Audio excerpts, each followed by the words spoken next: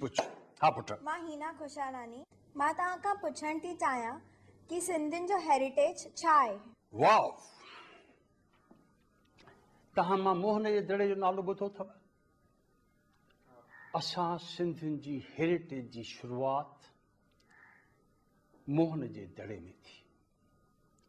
मोहन जे दड़े जूं ॿ ॻाल्हियूं नंढे में ॿुधायां त दुनिया में, ग्रीस में, इजिप्ट में, इटली में, जिते जिते मेजर एक्सकेवेशन्स थियूं आहिनि हेरिटेज जूं, हूअं त सभई जॻहियुनि ते थियूं आहिनि, मेजर मां मोहन जो दड़ो पंहिंजो मक़ाम रखे थो।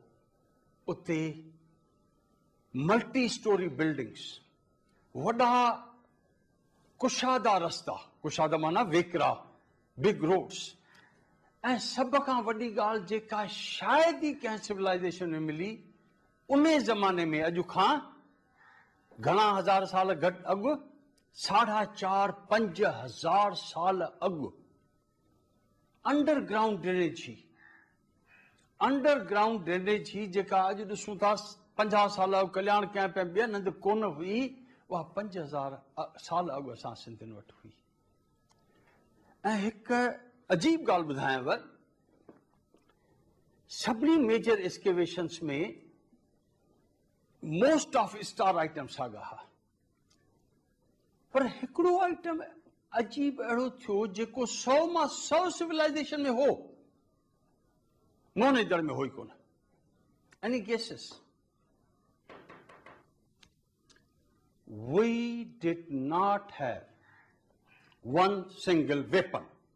उन ज़माने में वेपन खां सवाइ माण्हू जीए कीअं, माना असां का अहिड़ी क़ाबिलियत प्रभु ॾिनी ही, इन करे असां सिंधी कम्युनिटी वेढ़ा आहियूं ई कोन।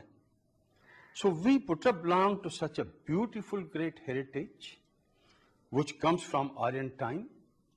We belong to a heritage of Sindhu Nadi. Do you know Vedas were written at the banks of Sindhu River? So we are owners, or I can say blessed people of that beautiful civilization. What else? Sure, Putta. Jhulelal जो exactly नालो छा आहे? उडेरो लाल, अमर लाल छा आहे? I am confused. हाणे पुट कृष्ण भगवान जो exact नालो छा आहे? मुरलीअ वारो शाबाश, कलंदर, लाल, अमर। सी भगवाननि खे असां घणा ई नाला ॾींदा आहियूं, घणो करे इहे नाला पर्पस बेस्ड हूंदा आहिनि। हाणे झूलेलाल ॼाओ त उन जो नालो जेको हुओ उहो हो उदय चंद। उदय चंद इज दिस बर्थ नेम जैसा जीअं असां रखंदा आहियूं, पर सभ खां वधीक कॉमन नेम आहे झूलेलाल। उन खां सवाइ उडेरो लाल चवंदा आहियूं, दुल्हा साईं या दुल्हो लाल चवंदा आहियूं, अमरदेव, सिंधी असां उनखे वरुण देवता बि चवंदा आहियूं। ऐं छाकाणि त असां सिंध में मुस्लमान सां गॾु रहियासीं, हुनखे ज़िंदह पीर बि चयो वेंदो आहे। त इहे 7 नाला वधीक झूलेलाल जा मशहूरु नाला आहिनि। पर आहे त असां सिंधियुनि जो प्यारो मालिक, कहिड़ो बि नालो वठूं, आसीस पक ईंदी।